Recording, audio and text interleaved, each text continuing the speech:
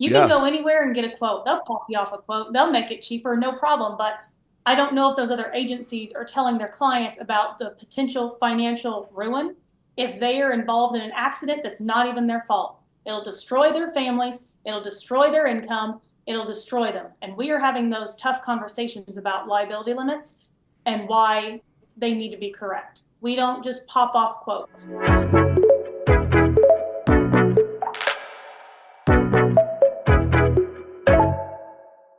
Welcome, ladies and gentlemen, to the VIP podcast. I've got my good friends here, and I've got Jess or Jessica, whichever one, and Keenan from Eclipse Insurance, and I'm excited to have them here. I just spent a week with them in Indy and had a ball, and so I was like, I got to have them on the show, and so hopefully you guys have as much fun as we do.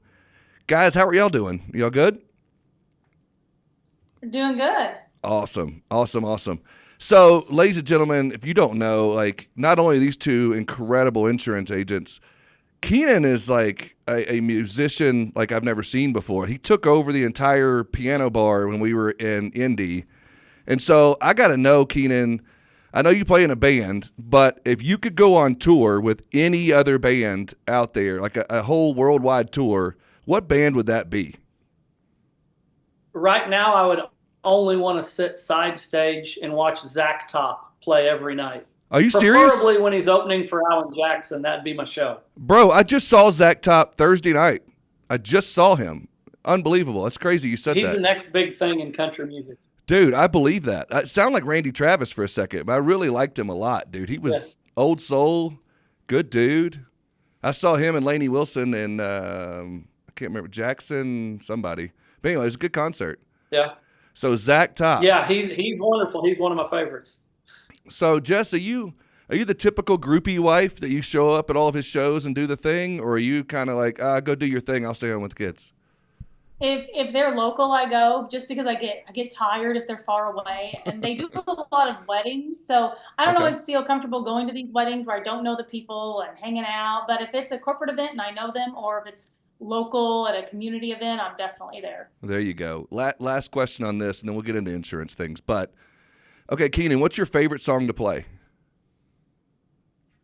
Because y'all do some covers.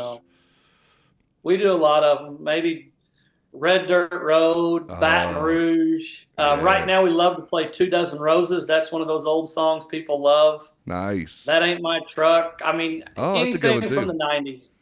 Anything from the 90s country is what I love to play. Okay, well, then I have a request. Okay. Fishing in the Dark.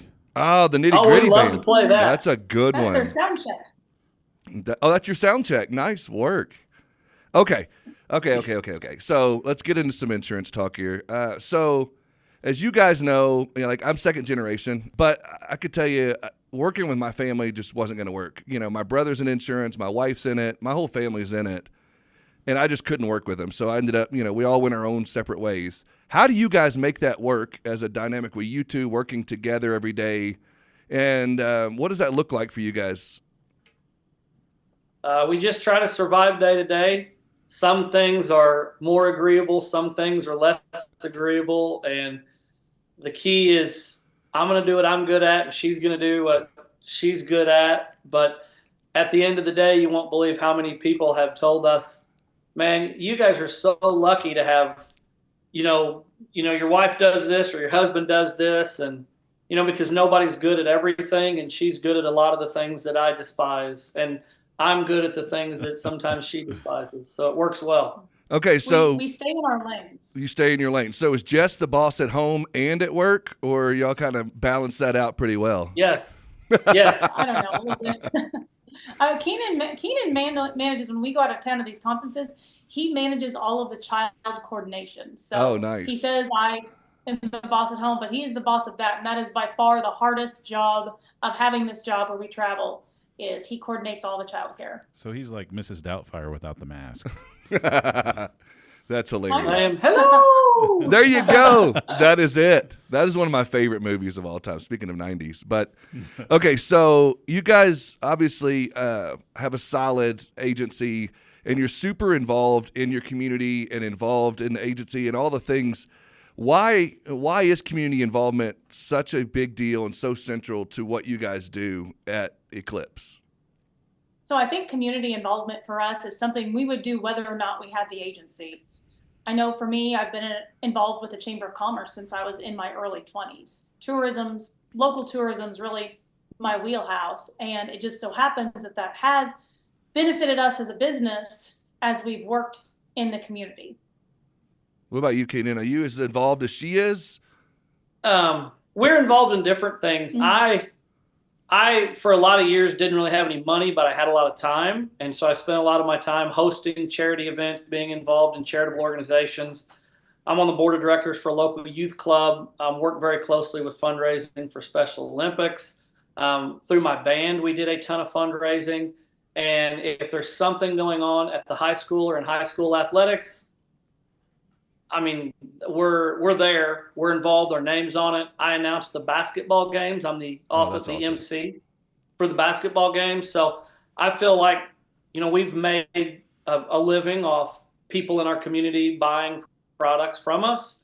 And so giving back and trying to support the community is kind of an obligation. So, and it's something we enjoy. So, Yeah, when I was back in my producer days and doing production day to day, it was so important for me to be involved in the community. And I was on so many different boards and involved in so many activities and ambassador for the chamber and doing this and POA board. And I had a hard time balancing that and production and managing the agency and doing this and doing that. How do you guys find that time to do that? Is it just lots of Red Bull, or is it, a good calendar management? Like, what does that look like for you guys? How do you manage that and keep that going? We just have to make choices and support each other. So if I have a board of directors meeting, Keenan makes that compromise to stay home with the kids, or if he has a meeting in the evening or goes to meet a farmer at some random time, we just, I take care of the business at home. Compromise. I mean, a lot of the activities we're doing, in a lot of ways, do drive business. It's not always I show up, do this, and write 3 policies, but it's the building name recognition. And our goal is for when people to see us, they think, oh yeah, Eclipse Insurance Agency. So it's not really a different job. It's the same job, but we're doing the activities in the community for the long-term effect, not the firecracker short-term effect. Where other things we do might create that instant boost in income, we're looking to grow this long-term and to build name recognition, to build loyalty and those type of things. So we do that through working in the community and being a volunteer in the community. Yeah, and that being said, like, for you guys being the owners of the agency, it's a little different, but I can remember, and I know there's a lot of agencies listening to this right now, that when you're managing producers or you're managing a team and you're trusting them to get out in the community and get involved, and a lot of times I'd have producers that'd be like, oh, I'm going out to do some prospecting, and they would be sitting at the coffee shop for a few hours, and then they would go and maybe make a few calls, and then they'd go here and talking to agents out there listening right now, how could you talk to them about managing that and, those expectations and keeping them accountable for income producing activity, as you kind of mentioned earlier? It's one tool. It's the hub of our agency is Agency Zoom. So if they're logging in Agency Zoom, who they're talking to. It's almost like I walked you right into that. That was awesome. Keep going. But it's true. You didn't. So the goal, what they're pushing across the finish line there, and maybe if they're also service people, the service tasks that they're doing while they're sitting there in the coffee shop. It's all the KPIs, the activity. It's all trackable using technology. The biggest thing for me on the other side of that is probably we all have a lot of transactional relationships in our life. When you're in a big area, there's hundreds of thousands of people, maybe tens of thousands of people that you don't know, and they don't know you. But in a small town where we're at of 6,000 people in a county of 20,000, we know a lot more people. And I noticed this by looking on people's Facebook profiles. Man, there are some very successful insurance agents that you look and maybe there's 12 or 1,500 connections they have on Facebook, where if you look at ours, I'm almost at 5,000, and those are all people that, for the most part, I know, have met, built a relationship of. So for me, it's taking the relationships that you have, strengthening those relationships, and trying to turn those into business relationships. So when they need a product, we're the first person they think of. Yeah, and you brought up a good point. Again, some of the agents listening to this may be in those towns of 6,000, 10,000, Right. might not be in the metropolitan areas that are massive. I'm from a small town. Chad's from a small town. I mean, when you start thinking about that, I'm imagining, I'm just guessing here, in a town of 6,000, you probably have at least 10 or 12 insurance agencies within a pin drop of where you are, maybe a 5-mile radius. So again, Well, is that not that many, but there's I probably don't know, maybe 6, 8. I don't You know. count captives. Yeah. Yeah, when you count captives, all of the above, I mean, there's a lot of insurance agents, in that area probably, and in other small towns.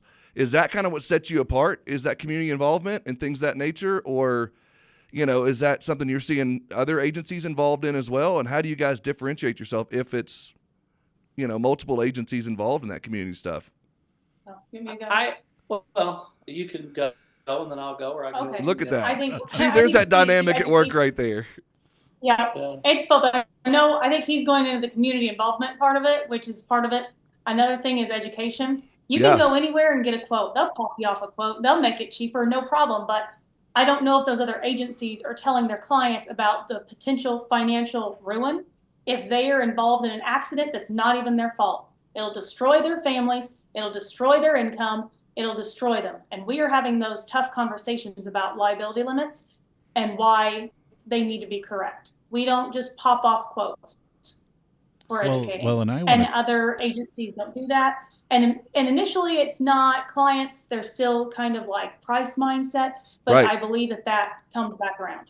OMC's got something here. I think one thing too we have to think about as well is, as the inflation has happened, we did a study recently that showed us, or looked at a study recently that said that 1 out of 3 people don't have insurance now.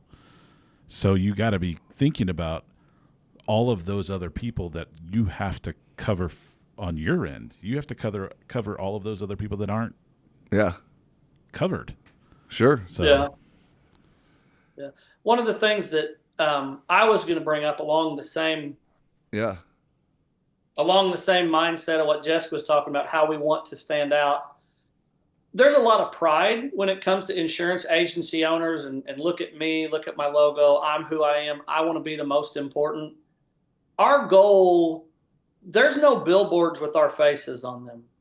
We don't want people to know that we own Eclipse Insurance Agency. I don't want to be the first person they think of. Especially when you get into the captive world, they want it to be about John Smith. right. John Smith, whatever agent. Yeah, We want it to be about the agency, and we want it to be about the people that work in the agency. We don't want them to think about, hey, I got to call Keenan or Jessica about this. We want them to call the agency, text, email the agency, and know that there are competent people taking care of it.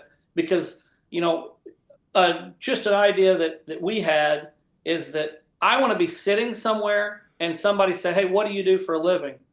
Oh, well, we own Eclipse Insurance Agency. And they say, I didn't know that. I have my insurance there. right. And they have no clue that we own the agency, because we want time to do other things and make sure that when we become more engaged, or the things that we are engaged with for the agency are things that are focused on growth. But as far as running the agency and it continuing to grow, whether we're in the hospital, dead, gone on vacation for a 6-month sabbatical with no access to the internet, we want to build an agency that can survive that doesn't need us individually. So that's one thing I think we're doing drastically different than other agencies. And then when you're on the insurance mavericks of the world, you feel like everybody's using all these technologies and doing all these things. It is still a very small sliver of the total agency force doing things like what we're doing. So we're really on an island for a lot of the real estate. I mean, if you take a 50-mile radius from us, there's not many agents that are doing the things we're doing from a technological standpoint. So we are really differentiated ourselves from that standpoint as well. Dude, I love that. And you brought up a good point. And I can remember, I was an ambassador for the local chamber, and they would do their little story time here, but they would do their ribbon cuttings, and I would show up as an ambassador ahead of time, like 2 or 3 weeks out, and I would try to get them prepared for that. Hey, you might want to do this. You might want to send out emails here. You might want to promote on social. You might want to grill some hamburgers and hot dogs in the parking lot. You might want to do this, whatever it might be. Just try to get them prepared. And then when I would show up the day of the ribbon cutting, they're like, oh, man, thank you so much for helping us out. What do you do? Where's your business? What do you do? And I'm like, oh, I own the local insurance agency down the road. And they're like, oh, we didn't know, da-da-da-da. And it would just start the conversation to your point of, I never wanted to lead with, hey, I'm Heath Sheeran of I Trust Insurance. I'm coming here to da-da-da-da. It was more of, I'm going to give a service to you. I'm going to be involved here. And then once you find out, then that's just icing on the cake. Yeah. I think that's a good way of going about it. And Jess, you brought up, education. I wonder, I think that's super smart to be involved in that area because you're right. Anybody can throw out a quote, and get the numbers down where you want it to be. But being, such, education forward in your agency, does that come from, some personal reasons, maybe, family of teachers or educators or some sort of experience in your life? Where does that, some philosophical reason, where does that come from in you guys, the education first? Well, being different, of course, is part of it. That's really important. And as licensed agents, I think it's our responsibility to educate these people. We hold so much responsibility for these clients, and all we need is a license to do it. It's very scary. So we know stories from the industry. We do the storytelling, we do all of that, and we know that it can happen, and we want to protect people from that. And that's really where we're coming from, is it's very scary easy to get an insurance license, and we want to make that real impact and protect people's financial assets. Awesome. And I definitely am not an education guy. I Right. barely got out of high school. I suffered through college, but I got a bachelor's degree. But I want people to understand the industry, to understand what's moving it. The one thing that we've done is I've made a couple videos about if you're going to shop your insurance, and then another one about what's driving premiums. And we automate that video to go out before renewal and after renewal. Not everybody clicks on it. Not everybody watches it, but they get that and they can click and listen to a little bit of it, all of it. I've shared it on when people tag me in Facebook about, oh my gosh, look at these insurance rates or whatever. I'll just say, hey, if you want to watch this video, this can explain it to you type thing. So we want to create long-term clients, not short-term, hey, I won this year, but I'm having to fight again next year. We want to create long-term profitable client base because I tell people all the time, this business is a marathon, not a sprint. It doesn't matter how you compare to this person this year and this person this year. It's, hey, 5, 8, 10, 12, 20 years in, where are they at? And sometimes what you find, the person that didn't really start off and write all the business right out of the gate might have a much more successful, larger, profitable agency 20 years in than the greatest salesperson in history. Because again, it's a marathon, not a sprint. Right on. And you brought up a really good point that it's almost like I sent you questions ahead of time or something. But you talked about sending out videos and doing some of those types of things. And I think that's an incredible platform. I think that's a good way of people, I think more and more people should do video, or maybe you don't think that because that sets you apart. But, the videos you're doing, is there any other platforms, any other things you guys are doing? I know I see Jess all over Facebook Lives and doing things like that kind of stuff. But are you guys using anything intentionally to get some of this education out, or is it just something you have a set with your staff of here's what we're going to do when we sit down with the client, we're going to educate them here, or is it all the above?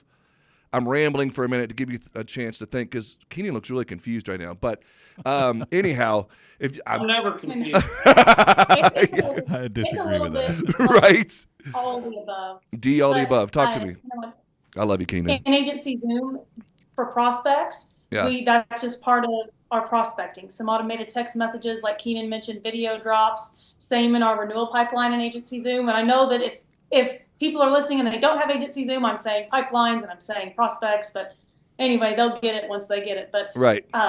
These things drop to them in a process. So we are priming these people up to understand what's going to happen at their renewal. Their insurance is going to go up because of XYZ.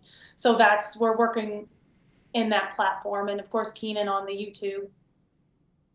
So do you have those set out? Go ahead. We have a there's a lot of good resources from the carrier side that talk about, hey, here's why the premiums are going up. And just because it comes from carrier A or carrier B doesn't mean that you can't use them on people insured with carrier C, because all the insurance companies are dealing with the same issues. And so we just try to make sure our staff knows what those are, and they do a good job of explaining that to clients to try to give them some talking points. We have a renewal specialist, and she has that conversation daily with people about what's going on, the losses that are being experienced, why we've raised our minimum deductibles on homes and autos, why if somebody calls, we don't file a claim right out of the gate. We always look at the claims as an opportunity to educate and an opportunity to engage with the client. I mean, unless there's more than $5,000 of damage on homeowners, we take a step back and we file that claim. Same thing on 2,500 for auto claims. If somebody calls in, hey, let's get a quote for us. Let's see where you're at. Here's the reasons you might not want to just file a claim, So we really try to educate from a claim standpoint too. And that's why we watch that claims process, so closely. And we actually have a pipeline for claims, to make sure these claims are getting processed correctly. And we always encourage people, call us if you have a claim. Don't call the carrier. Talk to us first. I like that. And you talked about earlier, having, technology focused, or forward agency. You've brought up some things you guys use. You brought up agency Zoom. Obviously you and I, we know this, but for the audience, we share a mutual, very close friend in Casey Nelson, who's a former guest of the show. Shout out to Casey, to Catalyst, to Stackwise, the whole team. We absolutely love working with Casey and having him on the show. But that obviously means that, you care about building the right solid tech stack. Talk to me about that relationship, how that started, what that looks like, and maybe you can maybe inspire some people listening to, even in a small town, of 6,000 people, that technology still is important, and you're still building relationships in the community. And talk to me a little bit about that. So I was visiting with my friend Luis at my insurance group. We used a lot of the same tech tools at that time. And he had said, you need to talk to my friend Casey and just have him build this out for you. So I reached out to Casey, and really he became our CTO, Chief Technology Officer. If I dream it, he builds it, he does it. And he and Scott also will fix issues for us. The amount of hours I was spending in agency, hours working on technology, dealing with zaps, the web of zaps, I like to call it, trying to figure out why this zap didn't work and that didn't work. When we hired Casey, our productivity went up and we wrote more business because I was able to take my focus off of that and put it back into the agency. So that was a huge milestone for us, is contracting all of that work out. Yeah, any particular example you might be able to give on that, or anything you could dive in and double click on a little bit in there? Sure. Yeah, definitely. So we back to agency Zoom. Yeah. We got this we're looking like a year or so back now. So we have a web page, and we had some forms for clients to fill out on that web page. And at the time we did not have SALT or Risk Advisor. We used forms on our website for our agency to input data and for our clients. So there were several different forms, different radio buttons, all these different zaps going here, there, and everywhere in conditional logic. So one of my staff members might be like, Jessica, if somebody clicks they want life insurance, it's not going to Dylan. It needs to go to Dylan. So here I am taking 2 hours of my day trying to test and figure out why that zap doesn't work. Casey could take that and he would just know because he's knowledgeable about that. Right. Or he would message our website provider. He would message a Vertafore agency Zoom and try to figure out and solve that problem for me so I could work on other things within the agency, or have a conversation with Keenan about something growth focused and come back and get an email and maybe a Loom video on how he fixed it and how it works. Oh, that's awesome. And so you could share that Loom video with your staff or with your team if you needed to. That's awesome.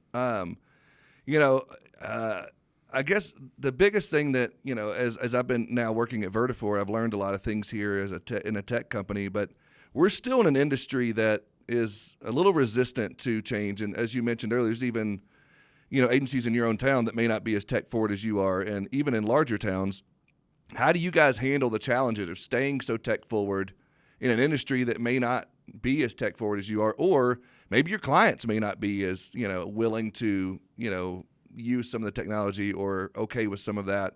How do you guys handle some of that? Well, I'll speak to the client side of that Okay. really quick.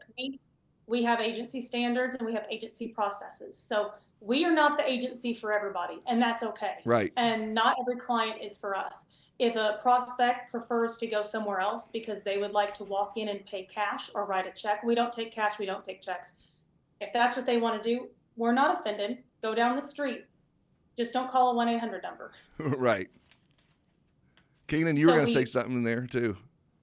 I was just saying we try to meet people. There's a lot of ways to communicate.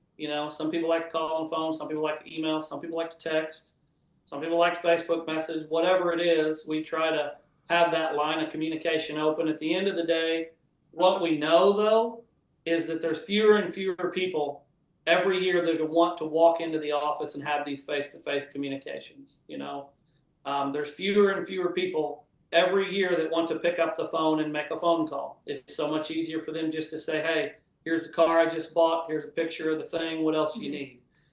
So we're trying to allow for that with certain standards. We do have no, we don't do that, unfortunately, but we're trying to allow for that while also building to be better suited to deal with the clients that we're going to have in the future. So that's kind of one of the things we look at. If those clients do message us on Messenger, that is a learning experience for them to say, hey, next time, here's our service form, or here's the number that you can text. So it's no problem. Message us on Facebook. Well, not us, but message our agency on Facebook and we can take care of that.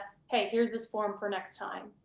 Right on. So as we wrap up here, what is one piece of advice you could give to the audience listening right now, whether they're starting to build their tech stack, or you could take it from the angle of starting an agency?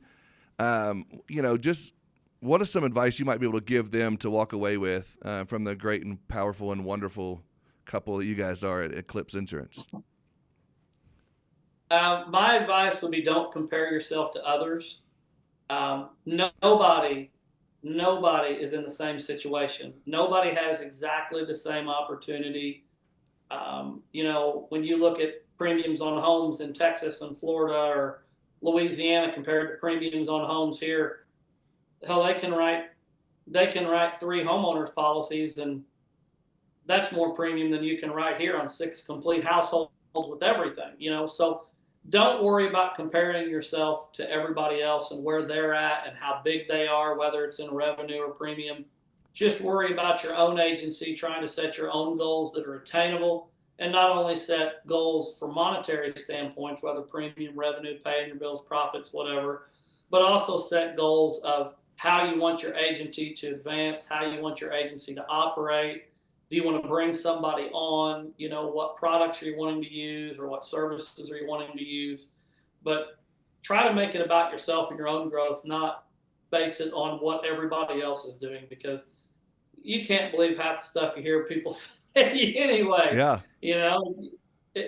People, and we all do it. Hey, if I catch a fish and it's 5 pounds, by the time I talk to you, it might be 6. Oh yeah. That's just the way people are.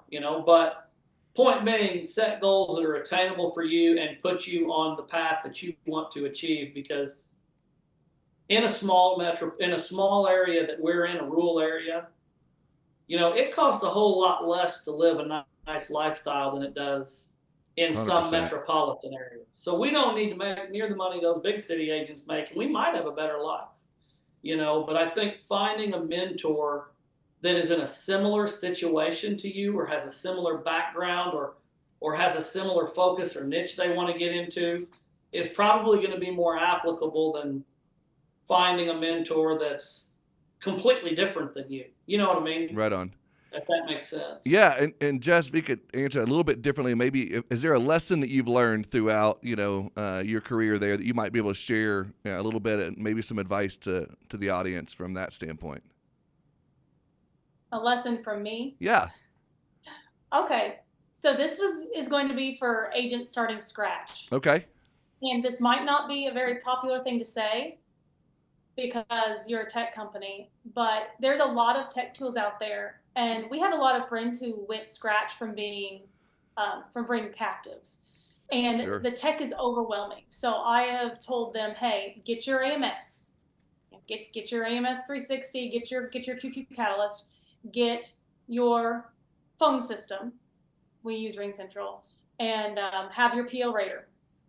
Just start with that and learn those things. And if it's a one-person show, they don't have any other way to feed themselves or their family, just sell, and learn those systems. And in a year or two, look back and implement your agency Zoom, implement your SALT or your risk advisor, or maybe do that first. But keep it simple. Don't worry about having to learn everything or do everything. Just that first couple years, build that book and then look back. I love that. Start small, work your way into it. Don't try to overwhelm yourself early, because then you're just going to end up, drowning in stuff. Yeah. Chad, you're queued up here. What's up?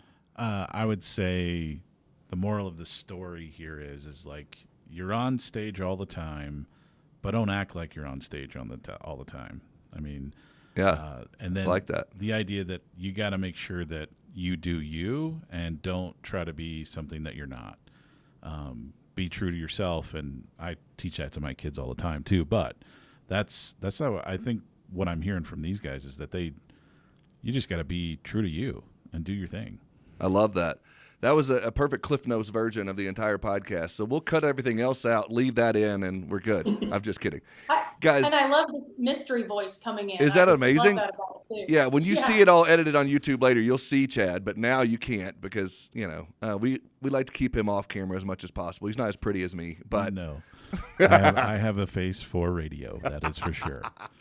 And definitely not as pretty as Keenan. But guys, I can't thank you guys enough. I love you guys both to death. I appreciate everything you guys bring to the table. Thank you for joining us on the show. And, audience, thank you guys for being here. And I will see you on the next one.